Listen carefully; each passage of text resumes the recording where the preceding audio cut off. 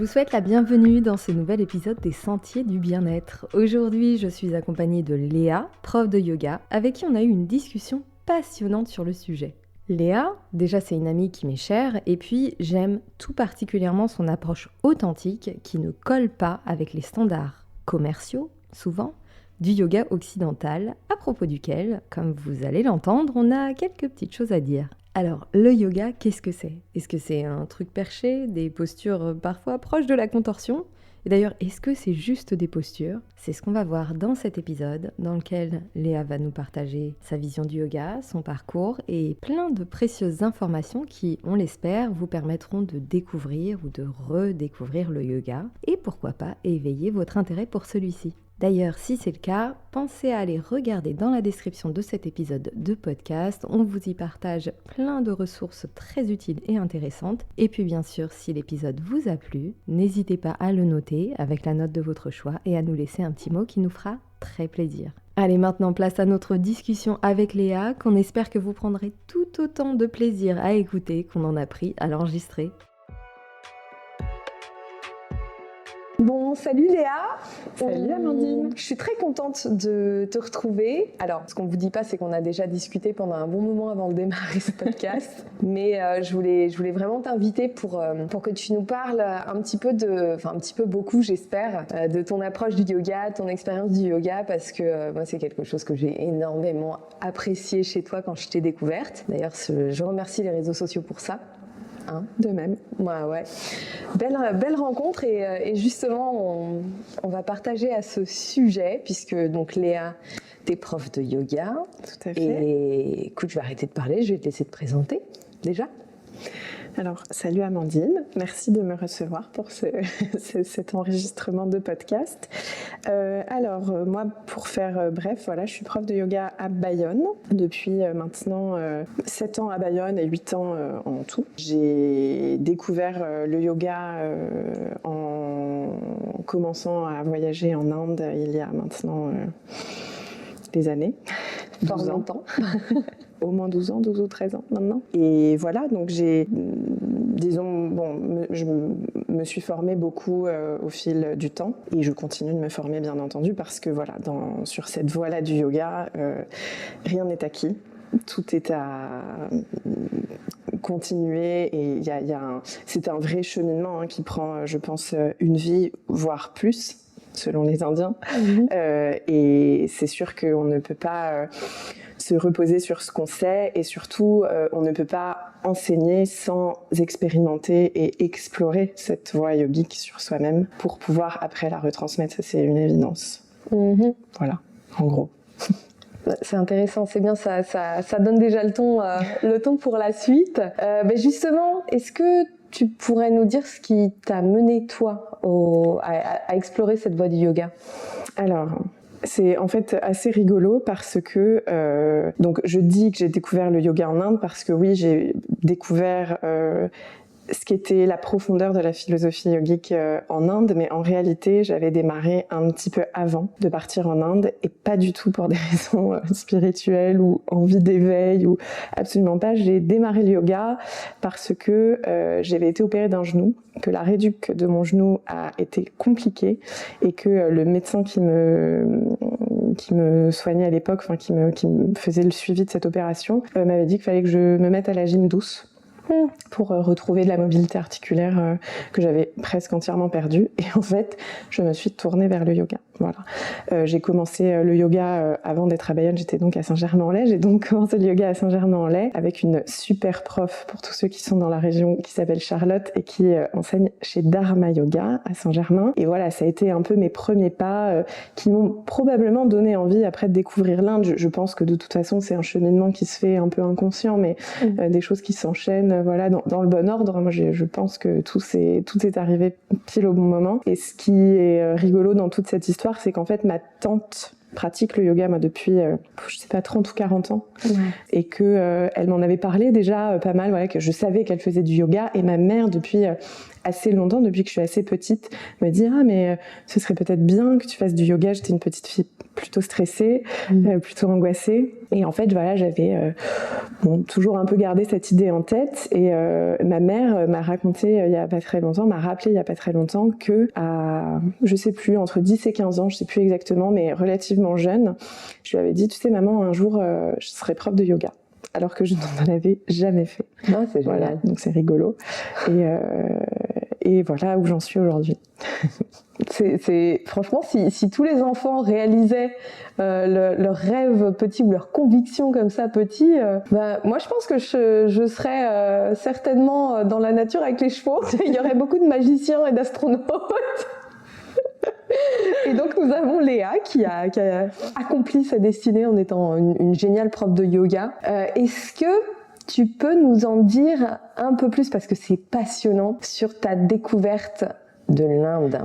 Sujet long, sujet à la fois très joyeux en moi et très douloureux aussi, puisque je pense que l'Inde m'a confrontée à des choses que j'avais besoin d'explorer et qui étaient douloureuses, notamment ce rapport à la vie et à la mort, hein, cette dualité qu'il y a beaucoup en Inde, pulsion de vie, pulsion de mort, qu'on retrouve énormément. Je suis partie en Inde pour la première fois, j'avais 20 ans, c'était quelques mois après le décès de mon papa. Et voilà, ça forcément joue. Il s'est joué beaucoup de choses en moi là-bas. Alors je pense réellement que je suis partie un peu comme une fuite de cette réalité qui était un peu dramatique sur le moment. Et puis finalement, ce voyage a été hyper dur, mais m'a permis de rentrer bien plus apaisée avec cette question de la mort et du passage vers l'au-delà. Un des premiers trucs que j'ai fait en arrivant en Inde, c'est de partir à Bénarès, à Varanasi, qui est cette ville au bord du Gange,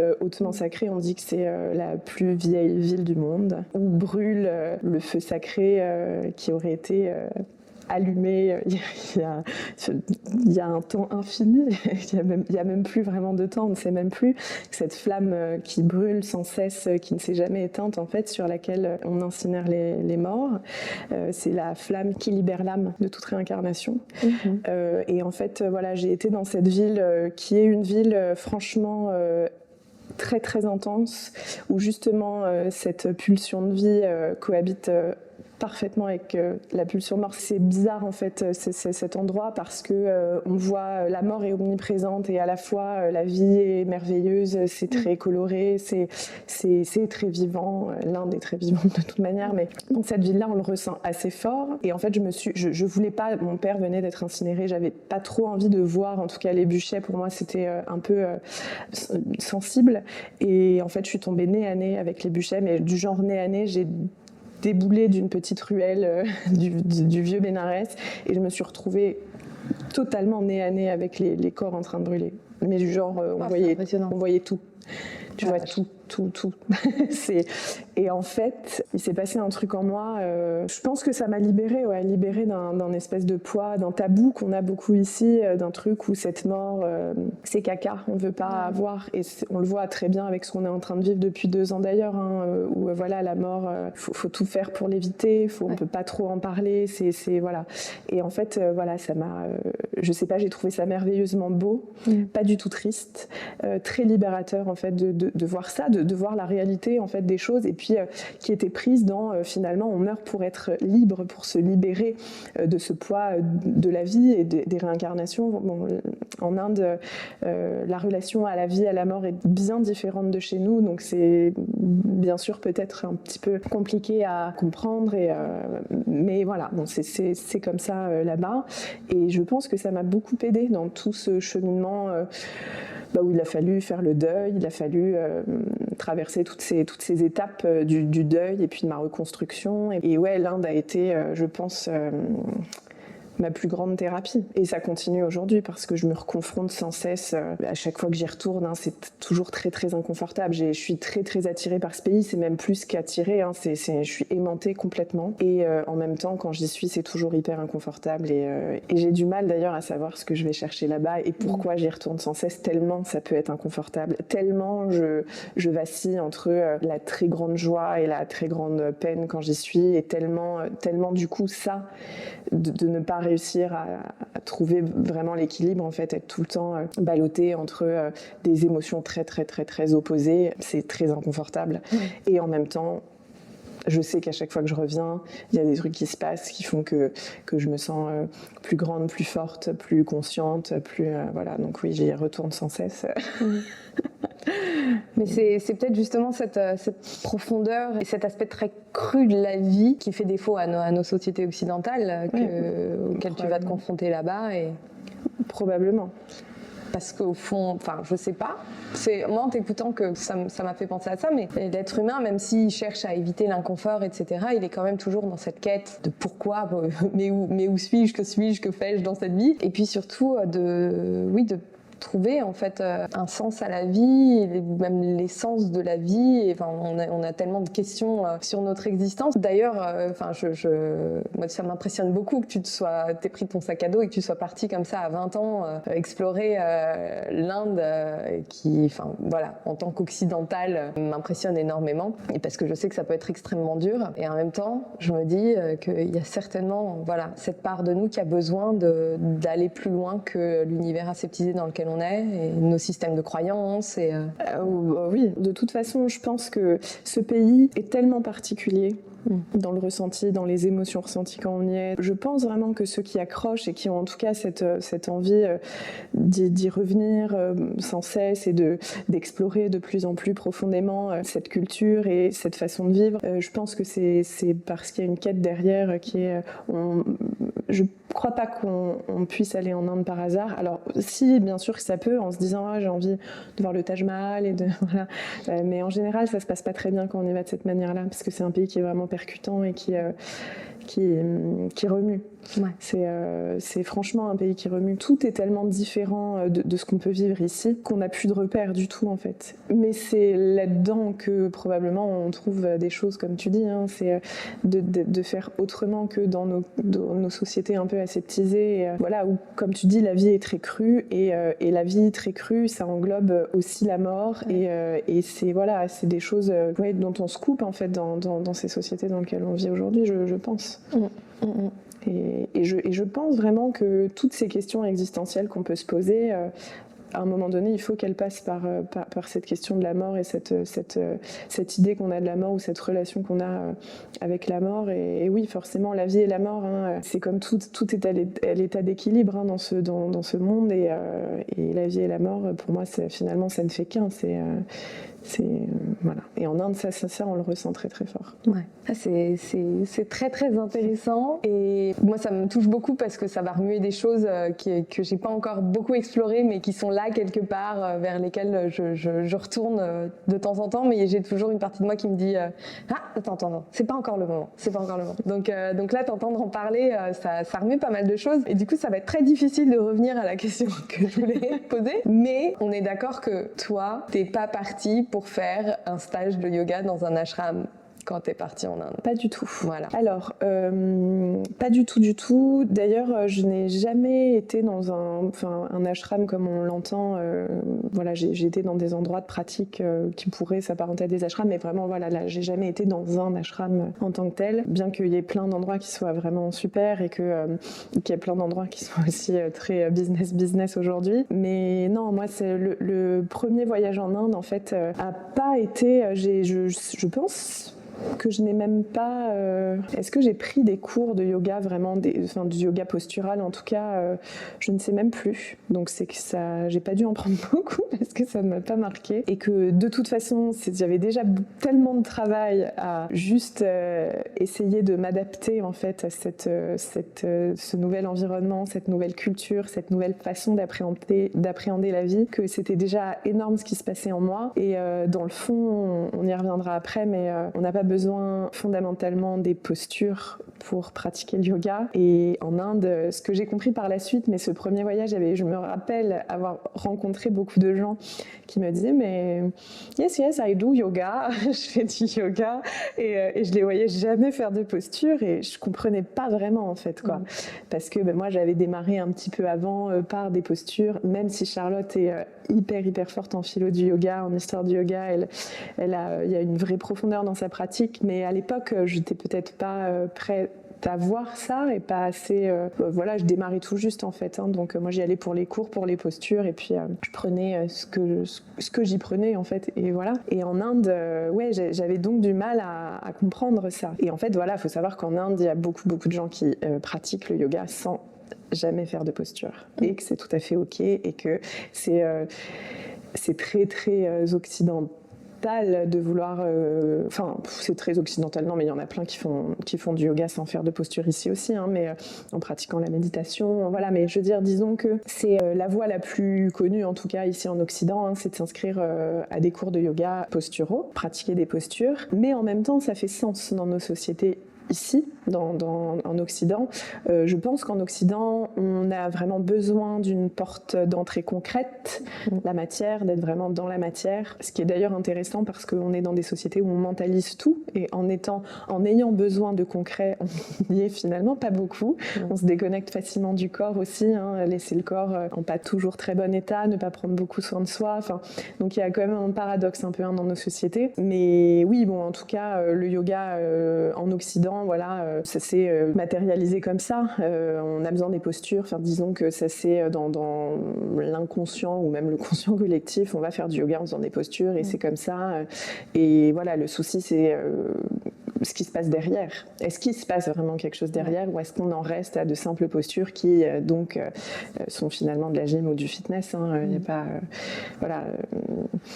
C'est un sujet épineux en Occident. Mais justement, on va le creuser parce que moi, je pense que tu me vois bien arriver. J'ai pas mal de petites choses à ce niveau-là. Très rapidement, avant de te laisser continuer, juste pour les personnes qui peut-être ne me connaissent pas non plus et donc nous découvrons toutes les deux. J'ai découvert le yoga, pareil, enfin pas pareil que toi, mais je suis pas allée en Inde et surtout je me suis pas mise à sa pratique vraiment. J'ai découvert dans un état de détresse mentale où finalement il s'est présenté à moi par le biais d'un podcast que j'écoutais, dans lequel j'ai découvert un yogi. Alors je me souviens plus du premier en question, mais ensuite j'ai embrayé sur Sadhguru justement, personnage en couleur qui est super chouette à écouter en plus.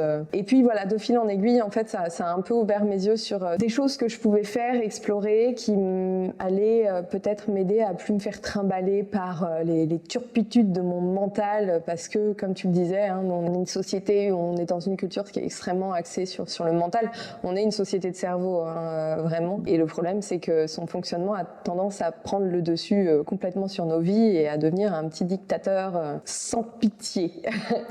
Et beaucoup de personnes en sont esclaves d'ailleurs. Et donc moi je me suis vraiment, ça a été un heureux hasard et j'ai commencé à creuser de cette manière-là, pas du tout par le biais de la pratique parce que j'avais d'énormes a priori et en fait je ne comprenais pas l'intérêt de la pratique.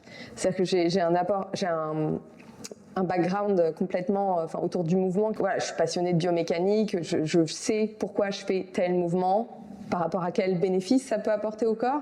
Et je comprenais pas le yoga. Pourquoi il y avait ce côté spirituel avec des étirements et pourquoi il y avait tous ces yogas différents et pourquoi la moitié des gens qui en faisaient étaient quand même plus ou moins perchés. Je ne comprenais absolument pas. Et c'est ce qui m'a tenue très éloignée du yoga pendant aussi longtemps, malgré avoir eu un pan de ma famille avec lequel je suis en contact aujourd'hui, mais j'ai quand même grandi avec ça, qui était prof de yoga tous les deux, et j'étais complètement hermétique à ça. Je pense que le côté familial a aussi joué du coup dans cet éloignement complet du yoga. Mais donc, je l'ai redécouvert vraiment dans son aspect philosophique, spirituel, même scientifique, et c'est là que ça m'a passionnée et que ça a mis encore plus en avant notre approche occidentale qui était très axée sur le mouvement, la pratique physique des asanas, et donc juste le côté corporel, sans aller plus loin, qui m'a pas mal agacée d'ailleurs. Et c'est là que je t'ai rencontrée, du coup, et que toi t'es arrivée, parce que moi je me disais vraiment, mais zut,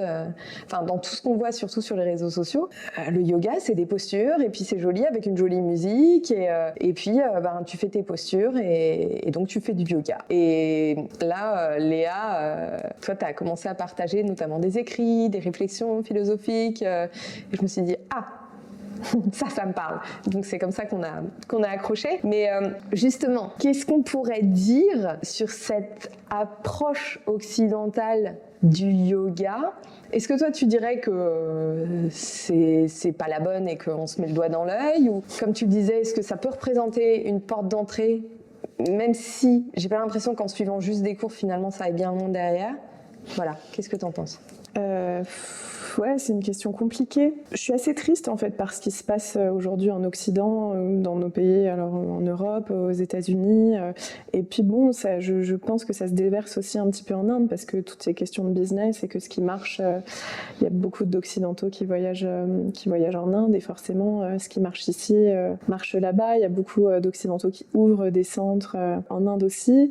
Bon voilà, en fait j'ai peur moi avec ce qu'on en fait aujourd'hui, que l'essence de la pratique se perde, et en même temps, quelle est l'essence du yoga? Le yoga, c'est une pratique, c'est une philosophie qui aurait au moins 2500 ans. Alors c'est très dur à dater, mais on va pas non plus rentrer dans les détails, mais disons voilà, au moins 2500 ans, et qui n'a cessé d'évoluer au cours des âges. Le yoga tel qu'on le pratique aujourd'hui, avec les postures que l'on fait modernes, n'a plus rien à voir avec ce qui était dans les premiers écrits qu'on retrouve, où en fait le mot asanas voulait dire l'assise, voire même le siège, et où en fait c'était ce siège sur lequel on pouvait être assis de façon stable et confortable. Et c'est un peu modifié au fil des âges pour devenir un asanas. Maintenant est une posture, quelle qu'elle soit, dans laquelle il faut être établi de façon stable et confortable.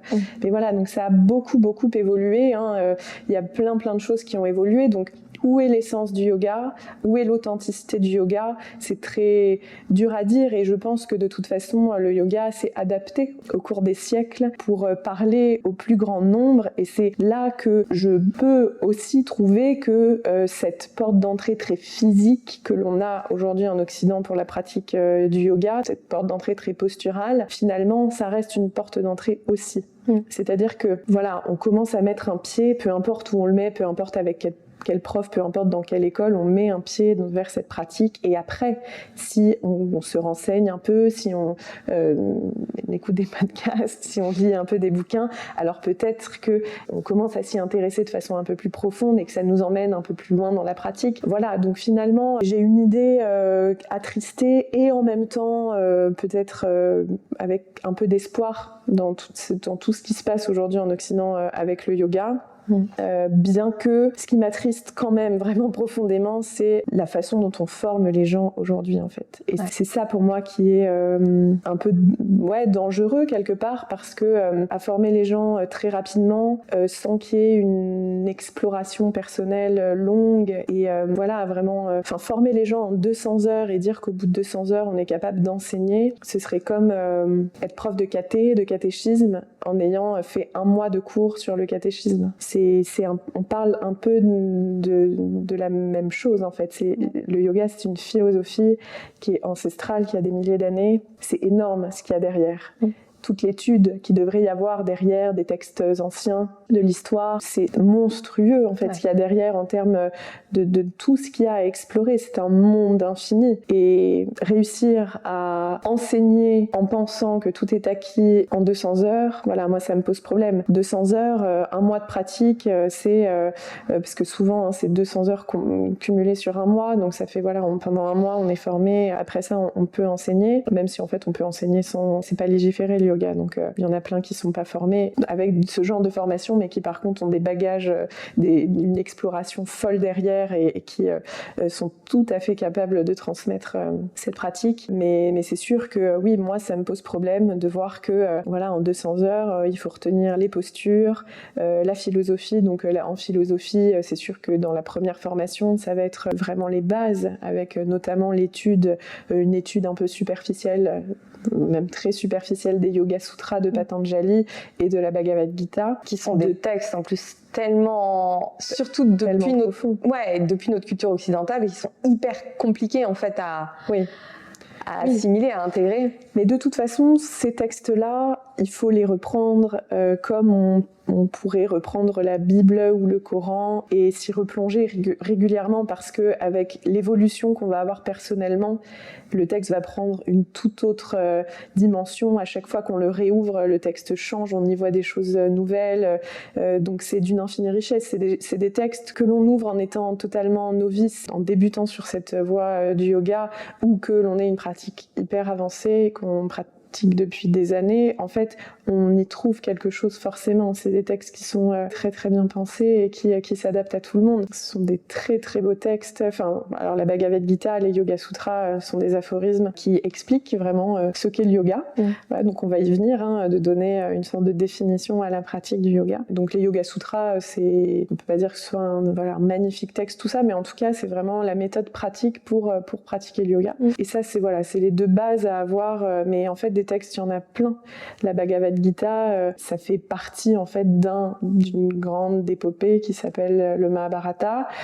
Et voilà, si on commence par la Bhagavad Gita, derrière on a envie d'étudier le Mahabharata. Il y a d'autres textes comme la Samkhya-Karika aussi, qui est vraiment, je pense, assez fondamental quand on se plonge un peu plus loin dans la pratique. Donc c'est infini en fait ce qu'on peut apprendre. Quand on commence à enseigner, je pense qu'on devrait avoir ce goût d'explorer de plus en plus profondément et d'avoir envie d'explorer pour soi et pour pouvoir retransmettre aussi. Mais voilà, c'est un chemin, quoi. C'est pas je fais une formation, j'ai certaines connaissances et en fait je reste avec ces connaissances pour pouvoir enseigner. Non, il faut vraiment prendre ça comme un chemin à parcourir qui nous permet progressivement de faire évoluer aussi notre façon de transmettre.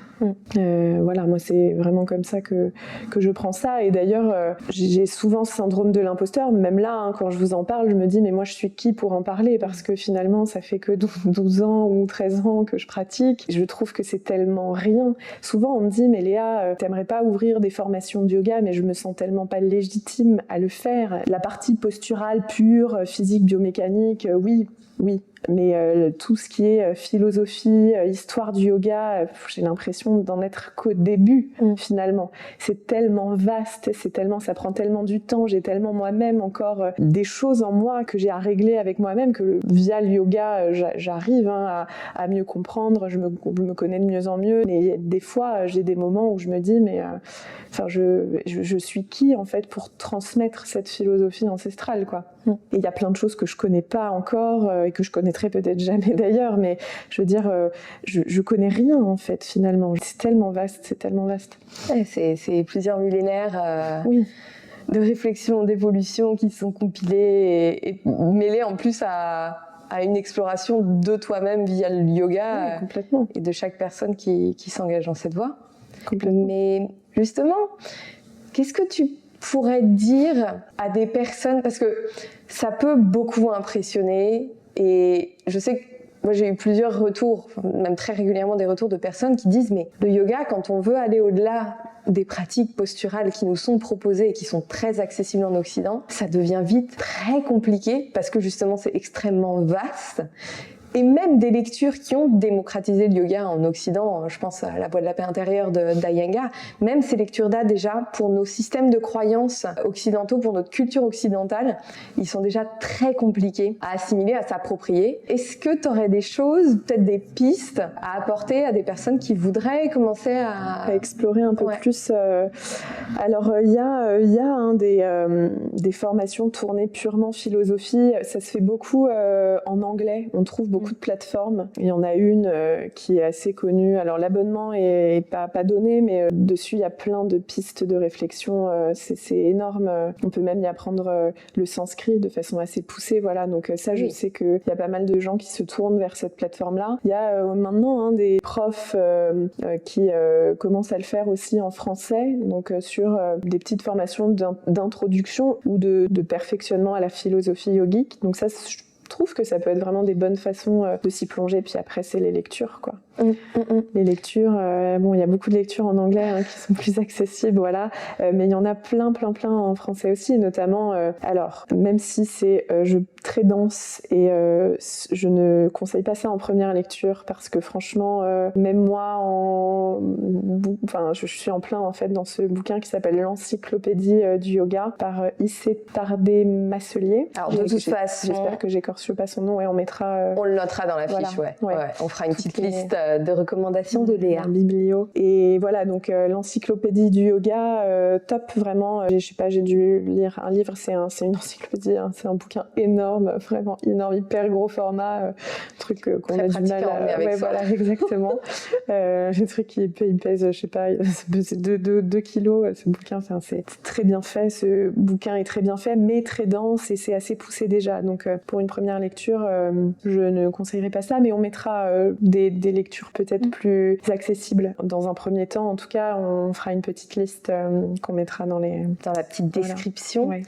Est-ce que tu penses d'ailleurs que éventuellement dans ce démarrage, opter pour parce qu'il y a plein de lectures des sutras, des yoga sutras, il y a plein d'interprétations aussi différentes, mais est-ce que tu penses que les sutras sont intéressants à étudier au début ou pas forcément? Oui, plutôt oui. Ouais, d'accord. Plutôt oui, parce que les Yoga Sutras, ça définit vraiment de façon assez claire et précise ce qu'est le yoga, pourquoi on pratique et comment y parvenir. Voilà, enfin comment pratiquer. C'est un peu une méthode pratique en fait de la pratique du yoga. Donc oui, franchement, un grand oui, ça permet, même si on comprend pas tout au départ. C'est vrai que les Yoga Sutras en première lecture, si on est vraiment très novice, ça peut paraître un peu, faut se dire waouh, c'était un peu allumé les types quand même. À la fin, tout le dernier chapitre, ça parle de super pouvoir. Enfin voilà. D'accord. Faut toujours recontextualiser ce genre de textes. Ce sont des textes qui sont très très très anciens, donc dans des modes de vie qui étaient hyper différents de ce qu'on vit aujourd'hui. Donc voilà, faut toujours recontextualiser. Je trouve que c'est hyper important de garder ça à l'esprit tout le temps quand on étudie ce genre de textes anciens. Mais les Yoga Sutras, oui, bien sûr, ça permet vraiment de comprendre où est-ce qu'on veut en venir avec la pratique du yoga. Ouais. Voilà, la posture est évoquée dans les Yoga Sutras évidemment parce que c'est un outil parmi tant d'autres pour accéder à cette cessation des fluctuations mentale, qui est en fait la définition même du yoga. Le yoga, c'est quoi? Le yoga, c'est une méthode permettant d'arrêter les fluctuations du mental. Donc c'est cette activité mentale qui est parfois totalement, qui nous dépasse complètement. En fait, voilà, la pratique du yoga, c'est ça. Et dans le fond, on s'en fait tout un monde. On a l'impression que c'est tellement inaccessible. Voilà, moi souvent les gens ils viennent en disant là, mais le yoga, ça paraît totalement inaccessible, c'est très complexe. En fait, dans le fond, ce n'est pas très complexe. Dans le fond, c'est appliquer cette méthode pour réussir à poser son mental plus ou moins profondément. La cessation des fluctuations mentales telles que racontées dans les Yoga Sutras, ça va jusqu'à cet état de complète dissolution dans le tout où on n'en est pas là. Est-ce que j'ai envie d'arriver à cet état-là? Clairement non. Donc je prends ce qu'il y a à prendre et ce qui va me permettre, moi, aujourd'hui, en tant que Léa, née en France dans les années, j'allais dire dans les années 2000, non mais un petit peu avant. Presque. Dans les années 1980. de vivre une vie simplement plus apaisée et plus consciente, en fait, simplement, voilà. Donc, faut pas chercher le truc hyper complexe. Si on vous vend quelque chose qui a l'air totalement complexe et inaccessible, franchement, n'y allez pas. Enfin, je trouve que c'est pas... Il faut que ça reste accessible pour les gens. Il faut que ça donne de vrais outils pour pouvoir vivre une vie plus apaisée et consciente, en fait. Simplement. Il faut que ça reste simple, moi, je pense. Ouais. Merci de nous éclairer vraiment là-dessus parce que c'est vrai que, encore une fois, en Occident, il y a un peu deux choses qui sont très éloignées l'une de l'autre, qui est soit cette approche extrêmement physique et presque de l'ordre qui s'implémente maintenant même dans le fitness. On retrouve des cours de yoga dans les salles de fitness comme si c'était de l'aérobic et c'est bien, ça démocratise énormément le yoga. Oui, voilà, ça le fait connaître. Voilà, ça le fait connaître. Et puis de l'autre côté, on a tout ce travail extrêmement profond qu'est l'étude du yoga dans son intégralité qui peut être extrêmement impressionnante. Et finalement, on peut avoir du mal à trouver son approche qui est plus un juste milieu. Sa place, voilà. Voilà. Et c'est bien ce que c'est hyper important ce que tu dis parce que je pense que dans l'esprit de beaucoup de personnes, ce juste milieu, il n'est pas forcément existant.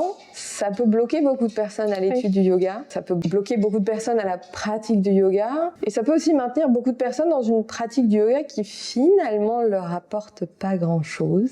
Oui, aussi. Alors, pour la petite parenthèse, c'est un retour d'expérience perso que j'ai beaucoup constaté quand j'étais coach, donc personal trainer en salle, où j'avais beaucoup de personnes qui ne pratiquaient que du yoga. Donc sous sa forme physique, vinyasa, ashtanga, etc. Qui cherchait quelque chose dedans, parfois même pas du tout, juste pour allonger les muscles. Ça, on en reparlera.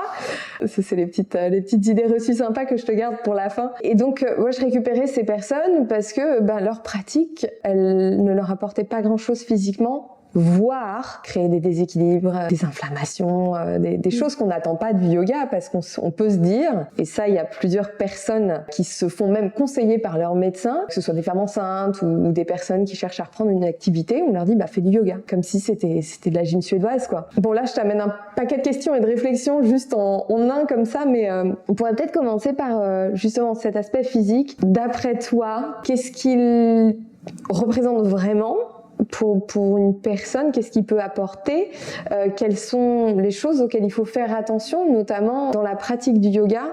Et puis ça a mené aussi à une autre question qui est comment on fait pour s'y retrouver dans tous les yogas différents physiques qui sont proposés dans les studios en France. Alors, la pratique physique, alors le premier point, c'est d'être bien accompagné quand on démarre, surtout quand on n'a pas encore très conscience de son corps, quand on se connaît pas hyper bien, ou quand on reprend le sport, ou tout ça, c'est de trouver quelqu'un qui sait vraiment accompagner, qui ne fera pas de n'importe quoi, qui a une bonne connaissance du corps humain et qui sera vraiment capable d'accompagner à travers les postures. Ça pour moi c'est évident, mais comme dans toute pratique sportive, ça reste le corps, on peut se faire mal, on fait des postures qui parfois sont un petit peu exigeantes pour le corps, donc on ne fait pas n'importe quoi. Voilà. Ensuite, le yoga c'est vraiment une pratique d'écoute, d'être en dedans, à l'écoute des sensations, à l'écoute de tout ce subtil qui émane du corps lorsqu'on pratique. Pourquoi on utilise le corps, les postures pour la pratique du yoga, c'est utiliser l'outil corporel pour justement se connecter au moment présent. Et dans le moment présent, du coup, diminuer ces fluctuations du mental. C'est juste un outil. Donc, c'est vraiment une pratique d'écoute. Restez à l'écoute de vous-même. Ne forcez pas quand vous le sentez pas. Ne faites pas un mouvement si vous le sentez pas. Dès qu'il y a une douleur, demandez aux profs qui viennent vous corriger, adapter la posture. C'est une pratique d'adaptation. On peut toujours s'adapter dans la pratique du yoga. Et du coup, j'en viens à dire que c'est une pratique pour tous. Pour toutes et tous. Vraiment, ça c'est un autre gros truc que je retrouve souvent, c'est de me dire non mais le yoga c'est pas pour moi.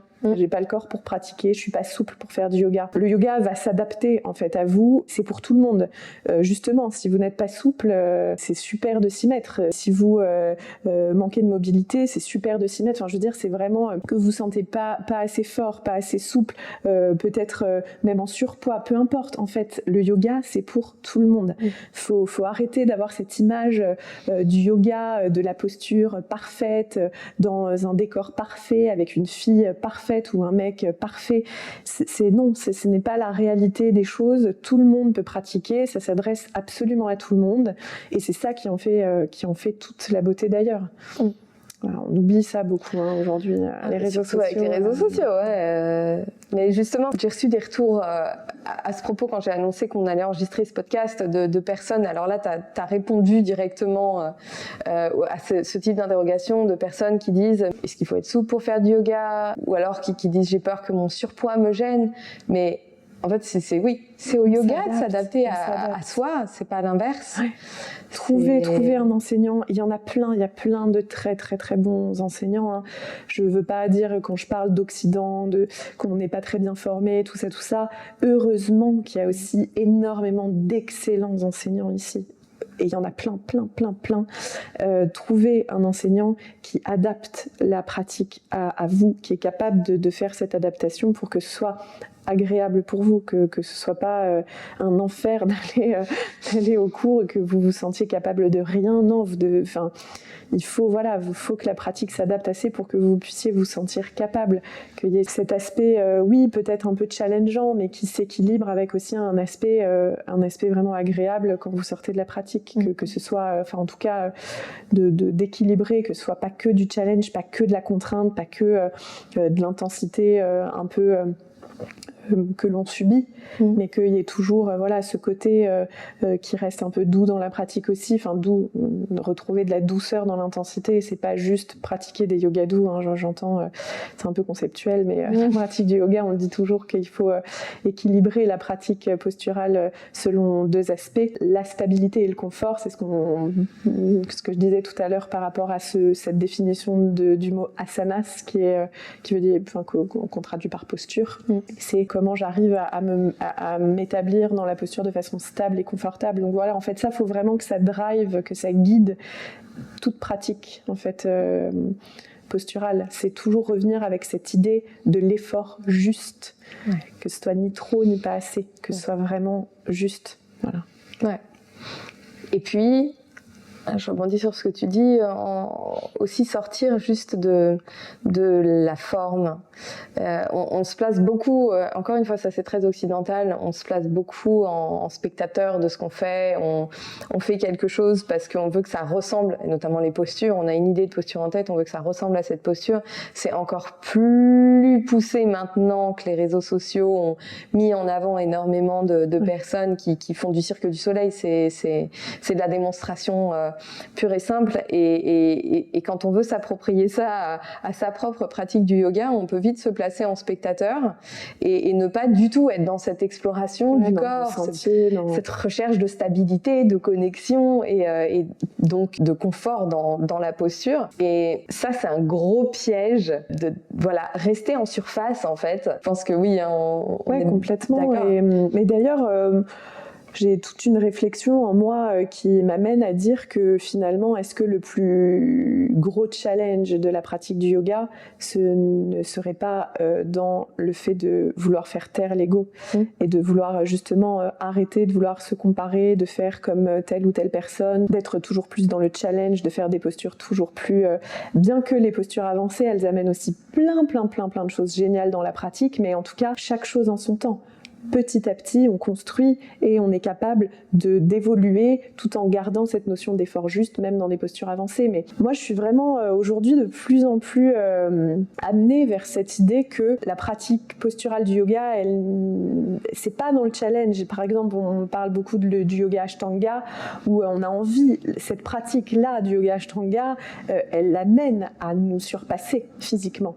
On a envie de pousser. Mais est-ce que le plus gros des challenges, c'est pas justement dans le fait de s'écouter d'autant plus et de faire taire cet ego qui a envie d'aller de plus en plus loin. Et je pense que, je me trompe peut-être, c'est vraiment ma réflexion à moi, ma vision des choses à moi, mon ressenti à moi, mais j'ai aussi cette idée que je garde que ce genre de pratiques ont été un petit peu créés pour ce travail sur l'ego, qu'on comprend pas forcément tout de suite, mais qui est en fait primordial dans la pratique du yoga. Un des grands fondements de la pratique du yoga, c'est justement tout ce travail sur l'ego, sur le fait de vouloir faire un peu taire cet ego qui parfois nous cause du tort. Pas toujours, on a besoin de l'ego, surtout dans le monde, je pense, dans lequel on vit, mais en tout cas, il y a des fois, c'est bien de prendre conscience de quand cet ego est un peu hyper actif et quand on peut avoir besoin de un peu le rabaisser et lui dire là reste à ta place. Voilà, il n'y a pas besoin en fait. Voilà.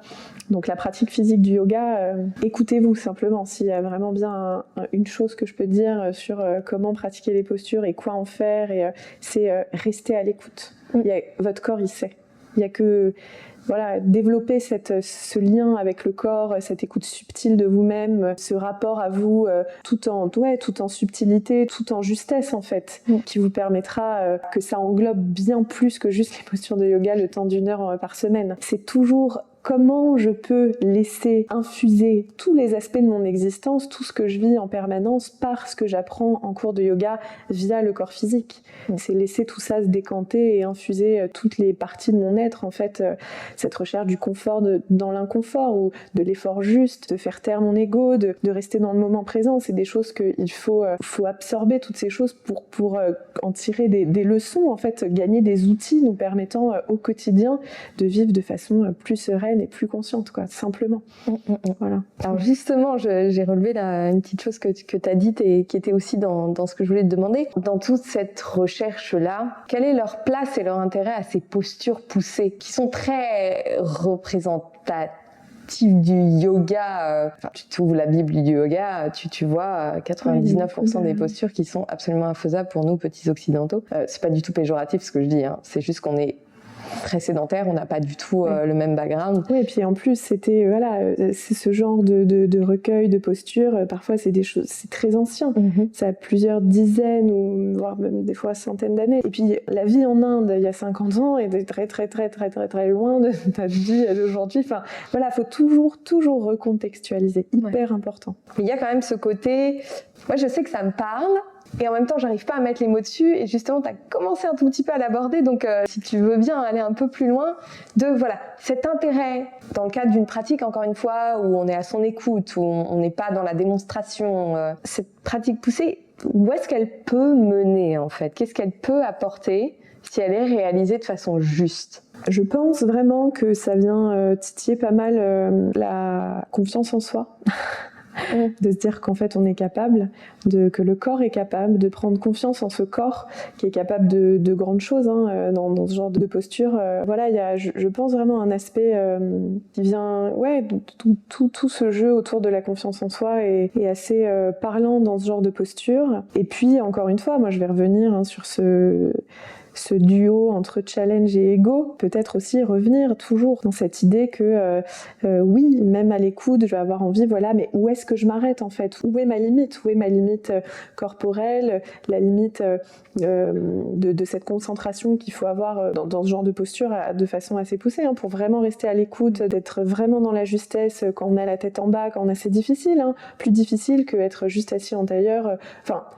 Ça dépend pour qui toujours, mais je veux dire, plus on se challenge physiquement, plus va falloir travailler cette écoute qui, dans certaines postures, on a l'impression plus d'être contorsionné qu'autre chose. C'est voilà. Et puis toujours cette maîtrise de la respiration à travers des postures très avancées et très complexes parfois, qui demandent un gros travail et qui est difficile, quoi, de laisser circuler l'énergie quand le corps est plié en quatre. Ouais. C'est pas évident. Ça a plein d'aspects extrêmement intéressants, les postures avancées, mais voilà, faut aussi faire attention, quoi. À leur juste place, au bon moment, voilà. Au bon moment dans son propre cheminement. Dans son propre cheminement, vraiment à l'écoute de soi-même, c'est important. Voilà, moi c'est vrai que je suis pas bien sûr j'en fais des postures avancées, mais j'avoue que moi je suis assez je peux pratiquer vraiment que des basiques. Après je comprends très bien qu'on ait envie de pousser plus, et il y a des moments d'ailleurs où je fais beaucoup plus d'ashtanga par exemple, où j'ai, je pense, besoin de pratiques un peu plus dynamiques et tout, mais j'ai des phases qui peuvent durer des fois très longtemps, où je vais faire vraiment mais de la posture basique, prendre que des cours débutants.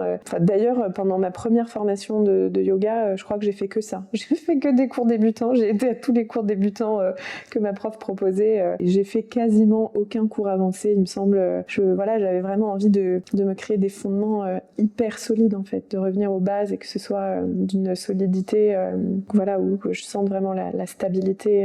Et il y a déjà tellement de travail à faire par les postures basiques. Parce que des fois ça paraît basique, et puis quand on s'est ressenti dans le corps, on se rend compte que c'est pas si basique que ça, et que ça met déjà pas mal en difficulté, surtout quand il faut tenir longtemps les postures. J'avoue que je suis assez en fait ça dépend, c'est pas vrai ce que je vais dire, je suis assez gourmande de pratiques lentes et très statiques, mais il y a plein de moments où j'ai aussi besoin de choses un petit peu plus dynamiques. Mais bon, dans la pratique statique, si on revient à l'essence de ce mot asanas, l'assise, pour moi c'est vraiment l'assise. Oui, ça parle dans la posture assise, mais en fait on peut se sentir assis dans n'importe quelle posture. Et trouver l'assise dans une posture debout, trouver l'assise dans une posture la tête à l'envers ou peu importe, ça demande du temps, ça demande de vraiment s'y poser, de ressentir, d'être dans quelque chose d'assez long, je pense. Voilà, donc c'est vrai que cette pratique très statique, très lente, c'est quelque chose que j'aime beaucoup. Mais encore une fois, ça dépend des moments. Il y a des fois, on a besoin de plus de mouvement. On en revient toujours au même point. Il faut être à l'écoute de tous ces besoins et de voilà. C'est très très intéressant. Et justement, là, je vais te demander d'apporter, si tu le peux, un peu de clarté sur tous ces différents types de yoga.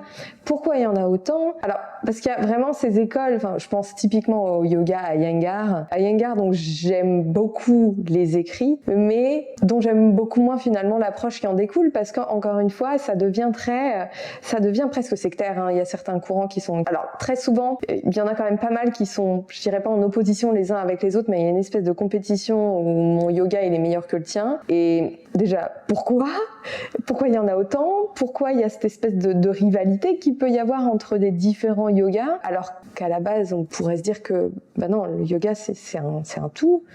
Donc, qu'est-ce qui a mené à toutes ces branches différentes et comment on s'y retrouve surtout? Je ne sais pas si vraiment je peux répondre de façon très précise à cette question. Je n'ai pas assez étudié toute l'histoire des différents courants du yoga pour vraiment apporter une réponse qui soit vraiment claire.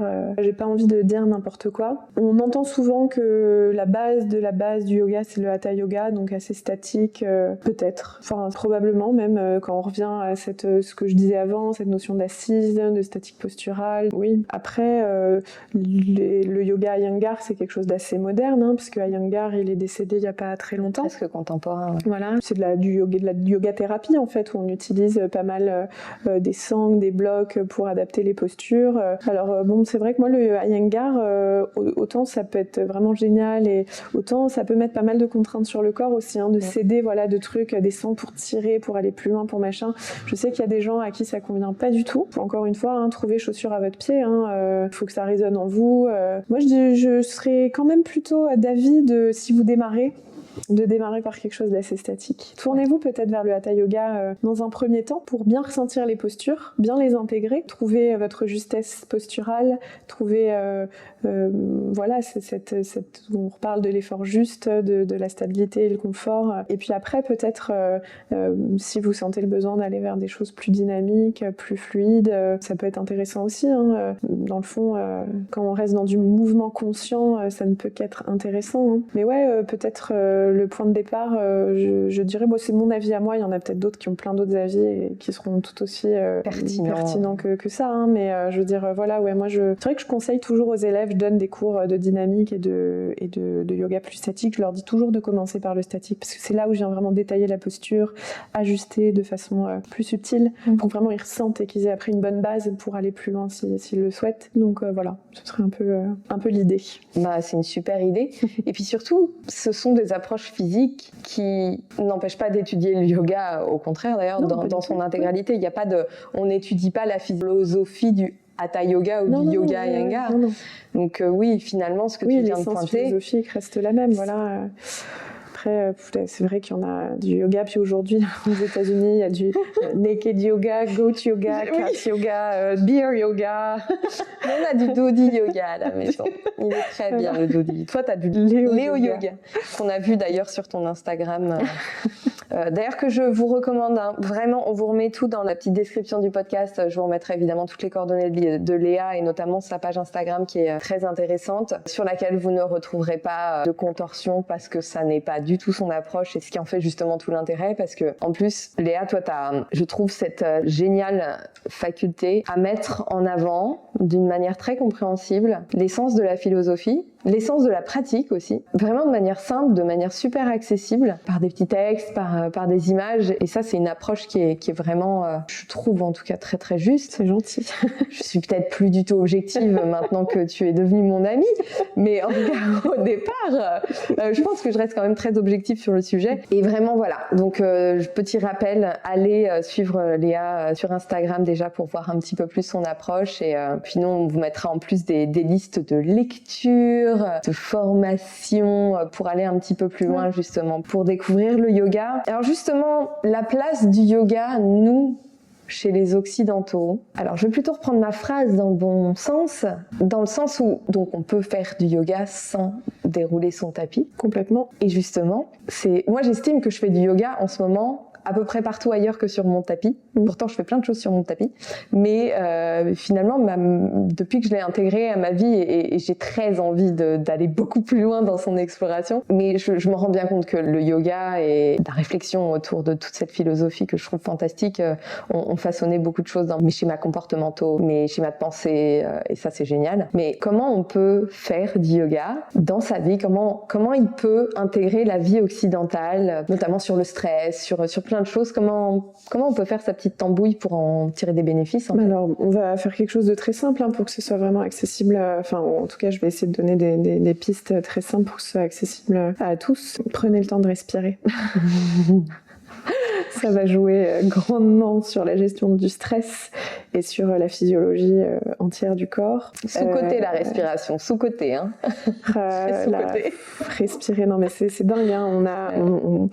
Même moi, je sens dans des moments où je suis stressée et pourtant, je veux dire, par mon métier et par toute cette exploration personnelle, je suis quand même très consciente de ma respiration et il y a plein de moments où je me rends compte que je ne respire plus. Donc respirez, prenez des pauses dans la journée pour respirer. Faites de la cohérence cardiaque. Il y a plein d'applis maintenant où on peut facilement, même si c'est 10 secondes, 1 minute, 3-4 fois par jour, faut pas que ça dure longtemps, faut pas que ce soit une contrainte, mais respirer, il y a tellement de bénéfices à ça. Et la respiration, c'est un des grands piliers de la pratique du yoga. La voie royale du yoga, qu'on appelle Ashtanga Yoga, mais c'est différent de la pratique Ashtanga. Voilà, c'est la voie royale, la voie des 8 piliers. Oui. Le mot Ashtanga, en fait, la racine, c'est le nombre 8, Ashta. Ça veut dire 8, il me semble. Et du coup, voilà, c'est les 8 piliers du yoga où ça amène en fait vers cet état méditatif profond, ce qu'on appelle l'état de samadhi.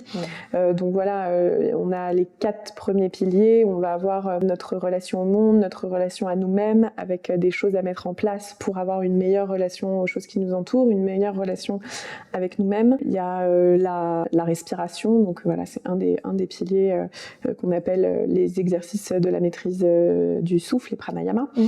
Ensuite, c'est les asanas, les postures de yoga. Et après, c'est toute cette montée en grade vers cet état méditatif profond, l'état de samadhi. Et donc, les 4 derniers piliers, voilà, ça va être progressivement se concentrer sur un objet, puis faire lien avec l'objet, puis voilà, jusqu'à trouver cet état. Donc, tout ça pour revenir à la respiration, qui est un des piliers, un des fondements de la pratique. Donc, si déjà le fait de pratiquer 1 heure par semaine en studio, d'aller à votre petit cours de yoga, ça vous permet d'avoir une meilleure conscience de votre souffle et d'amener ça au quotidien, c'est énorme. Déjà, c'est énorme. Ce que ça va faire dans le corps, ça va réactiver votre système nerveux parasympathique en fait, et qui souvent devient un peu flemmard dans nos vies, toujours guidées par le stress et donc par l'orthosympathique. Où en fait, ça, nous permet de re-switcher et de refaire en fait cette gymnastique où on repasse de l'ortho vers le para et où en fait petit à petit on réinstalle un équilibre parce qu'on a besoin des deux.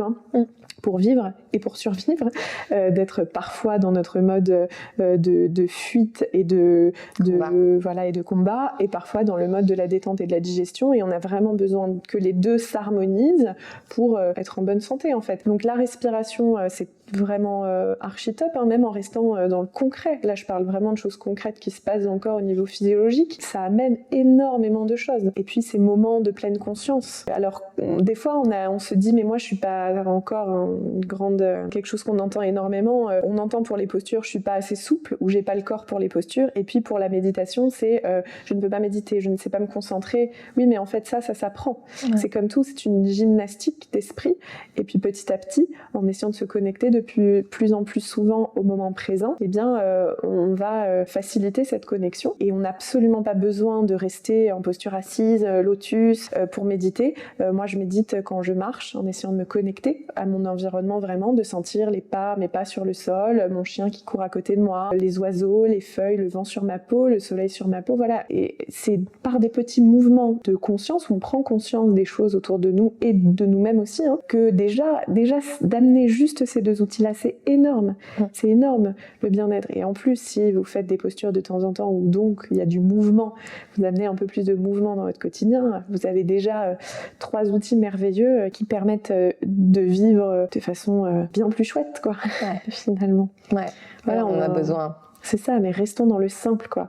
Ça, faut pas faut rester dans des choses accessibles à tous et qui paraissent accessibles, qui donnent envie, parce que c'est simple, qui donnent envie en fait de s'y atteler.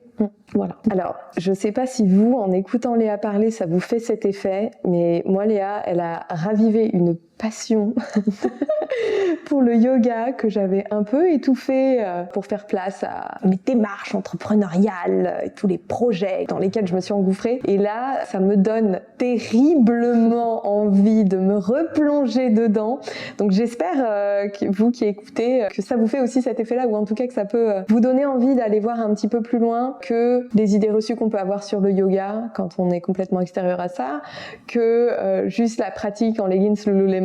Je cite Sadhguru qui rigolait beaucoup de ces courants occidentaux et justement c'est vrai que Lululemon est une marque qui s'est beaucoup implantée dans le yoga et qui est très très populaire dans les studios de yoga, et qui disait que oui, effectivement, à la base, le yoga, c'était pas de faire du chien tête en bas en leggings Lululemon, mais que, et on en revient exactement à ce que tu disais, que ça pouvait être aussi une très très bonne porte d'entrée, et que déjà juste faire ça, même si c'était pas l'essence même du yoga, même si c'était certainement pas la raison pour laquelle les sutras ont été écrits au départ, finalement, ça permettait, nous, occidentaux du 21e siècle, de piocher des outils et d'avoir cette petite porte, voilà, quoi. C'est ça, ouais. Sans aller au fond de la pratique, jusqu'où les Yoga Sutras ont envie de nous emmener.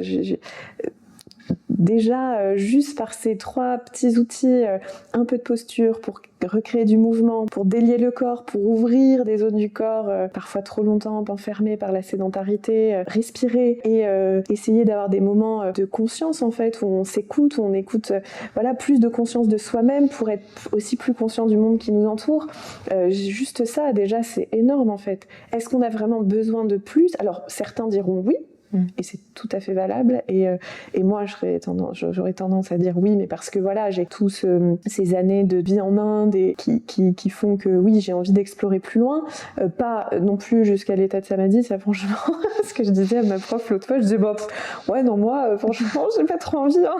Ça me donne pas très envie. À l'heure actuelle, c'est pas forcément le projet principal. Non, voilà, peut-être qu'un jour j'irai au fond d'une grotte dans l'Himalaya, mais là non, c'est vraiment pas le projet. Mais voilà, par contre, juste déjà avoir ces tout petits outils simples à implémenter dans le quotidien par petites touches, déjà c'est énorme, c'est tellement énorme. Ça peut vraiment changer les choses. Hein. Ah ouais, totalement.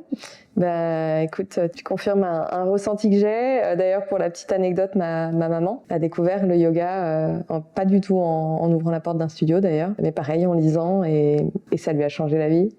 Je le constate au quotidien, et je suis tellement fière en plus de voir cette ouverture en fait d'esprit dont elle a pu faire preuve, qui est pas forcément évidente, surtout quand on a déjà bien avancé dans la vie et qu'on a accumulé beaucoup de connaissances, beaucoup de convictions. Et elle a mis tout ça de côté pour s'ouvrir complètement à d'abord la lecture, et puis finalement à l'exploration, petit à petit, quelques minutes par jour. Et ça, c'est des choses qu'on devrait beaucoup plus s'autoriser à faire, parce que comme tu viens de le dire, ça peut être tellement simple à intégrer au quotidien. Oui, complètement. Et quelle que soit la condition physique, quelles que soient les possibilités économiques, parce qu'il y a aussi ça, nos impératifs quotidiens, nos possibilités. Mais en fait, le yoga, tu peux aussi démarrer juste en lisant, en respirant. Oui, en faisant juste 3 fois rien qui font beaucoup, en fait. Ouais. C'est vraiment ça l'idée, quoi. C'est pas besoin de pratiquer 1 heure tous les matins, d'intégrer dans une morning routine en se levant à 5h30 du mat. Vraiment pas besoin, quoi. Faire 10 minutes, juste des petites salutations peut-être, juste quelques étirements, juste en ressentant le corps. Déjà, c'est du yoga. Vous êtes en conscience, vous bougez, vous faites des postures en cherchant la justesse dans le corps, et puis en respirant, en ayant ces moments de conscience. 3 fois rien qui font beaucoup. Voilà. Je pense que ça va être une bonne conclusion. Je vais te demander quand même, parce que l'Inde, c'est une belle histoire d'amour. Ou je sais pas si c'est une amour histoire ou de quelque chose, en tout cas de très profond. Est-ce que tu as prévu d'y retourner ? Oui. Alors ça me manque terriblement. J'y étais là pour la dernière fois juste avant le Covid. Et je me suis fait mal aux pieds. Bon, il y a eu une histoire un peu peu chiante, j'ai fini par devoir... je me suis plus ou moins fait rapatrier pour soigner ce truc qui en fait était en train de complètement partir en cacahuète. La jambe, j'avais mal jusqu'au haut de la fesse, le pied, tout le bas de la jambe entièrement gonflé. Enfin, ça a été une catastrophe ce voyage. Il aura donc duré 15 jours au lieu de 5 semaines. Et voilà, l'Inde, ça fait quelques fois où à chaque fois il m'arrive un truc un peu dans ce goût-là. L'Inde a envie de rentrer dans mon corps, je ne sais pas, c'est bizarre. Du coup, mais ça n'empêche que oui, malgré ça, j'ai quand même très très envie d'y retourner. Évidemment, l'Inde, c'est plus de 10 ans de ma vie maintenant. Enfin, bon, non, il y a eu le Covid, donc disons que oui, pendant 10 ans, j'y ai vécu entre 3 et 6 mois de l'année. Et c'est une culture entre mes 20 ans et mes 30 ans qui m'a construite presque autant que la culture française. Hein. Et oui, j'aimerais beaucoup y retourner. Alors, j'avoue aussi que l'idée d'y retourner, de réorganiser des voyages en Inde, des voyages yoga et découverte de l'Inde comme j'ai pu le faire, m'appelle beaucoup. Et à la fois, aujourd'hui, il y a toutes ces questions environnementales, cette conscience écologique qui est, c'est un peu une lutte au fond de moi-même. J'avoue que je ne sais pas trop. Oui, je pense y retourner. Après, c'est une bataille un peu entre conscience écologique et très très très forte envie juste de retrouver des proches aussi. J'ai beaucoup d'amis, une famille qui m'a accueillie pendant des mois. Enfin voilà, c'est des gens évidemment qui sont très très importants pour moi et que ça me ferait beaucoup de mal de plus les voir, ça c'est certain. Donc voilà, je ne sais pas, mais bon, peut-être que j'y retournerai quand même cette année. L'avenir le dira. Voilà. En attendant que Léa peut-être retrouve l'Inde et peut-être organise un voyage de découverte, on peut retrouver un peu d'Inde au travers de tout ce que partage Léa, que ce soit encore une fois sur tes réseaux sociaux, ça fait partie des belles choses que permettent les réseaux sociaux. J'ai tendance à être très critique avec les réseaux sociaux alors que moi-même c'est un de mes supports de travail et parce qu'il y a aussi des choses très intéressantes qui peuvent des découvertes notamment qui peuvent être générées par les réseaux.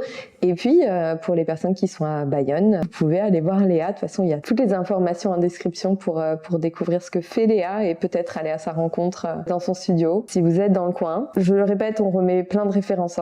Parce que je pense que là, j'espère en tout cas que ce podcast, et j'espère que vous nous le direz en commentaire, que ce podcast a généré peut-être une vision un peu différente du yoga ou a apporté un peu plus de clarté sur une vision du yoga qui est pas toujours très, j'allais dire juste, mais il n'y a pas de vision juste et injuste, mais qui est pas toujours la plus claire qui soit sur le yoga. Et pour finir, parce que je crois que tu parles hindi, c'est ça? Oui. Est-ce que tu pourrais nous dire un petit truc pour terminer?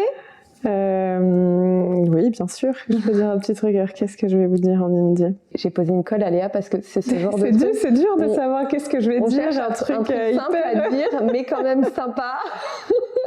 Je sais, c'est bâche. Juste pour t'entendre parler parce que c'est super chouette. Je vais dire vraiment du basique, ok? Comme ça va être मेरा नाम लेया हूँ और मैं योगा टीचर हूँ. मैं मुझे योगा बहुत पसंद है और I hope आपके भी इस podcast के बाद. Voilà.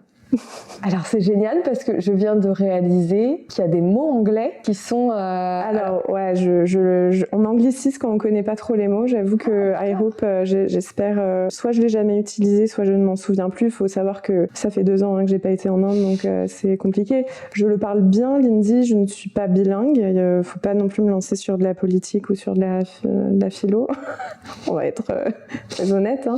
Voilà, je le maîtrise très très bien dans la vie quotidienne et voilà, je peux parler sans problème, mais bon, faut pas non plus que ce soit des discussions extrêmement poussées. Et puis ça se perd, hein, une langue ça se travaille, c'est une langue qui est difficile, qui est bien loin de notre grammaire française et en fait c'est très compliqué. J'ai mis 7 ans à l'apprendre, c'est toujours pas terminé, hein, voilà.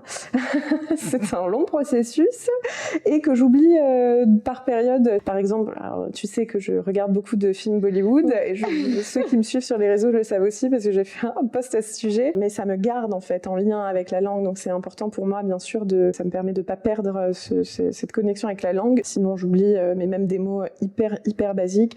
Probablement que j'espère, I hope, comme j'ai dit en anglais, j'ai dû peut-être le savoir à un moment donné. Et voilà, donc il y a beaucoup de mots que je perds. Ce qui est cool en hindi, c'est que, selon on se trouve en Inde, mais c'est vrai que j'ai quand même passé beaucoup de temps à Bombay. À Bombay, il y a beaucoup de mots anglais, en fait. Dès qu'on ne connaît pas un mot ou dès que, en fait, on incorpore des mots anglais dans, voilà. Donc, même si les mots hindi existent, évidemment, mais bon, ça permet de faciliter un peu la façon de parler. Et puis voilà, c'est... Mais du coup, qu'est-ce que tu nous as dit? Alors, j'ai dit que je m'appelais Léa, que j'étais prof de yoga, que j'aimais beaucoup la pratique du yoga et que j'espérais que vous aussi après ce podcast. Voilà.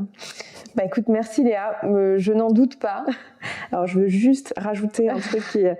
Que vous ayez n'importe quelle condition physique, n'importe quel corps, n'importe quel état d'esprit, que vous ayez des très très beaux leggings ou juste des joggings pas ouf comme j'ai moi aujourd'hui par exemple, peu importe, le yoga c'est pour tout le monde, pour tous les corps, voilà, ça c'est vraiment j'ai envie de terminer par ça. Ne pensez pas que ça s'adresse uniquement qu'à certaines personnes, ce n'est pas vrai, et si les réseaux sociaux aujourd'hui véhiculent ça, franchement c'est d'une profonde tristesse.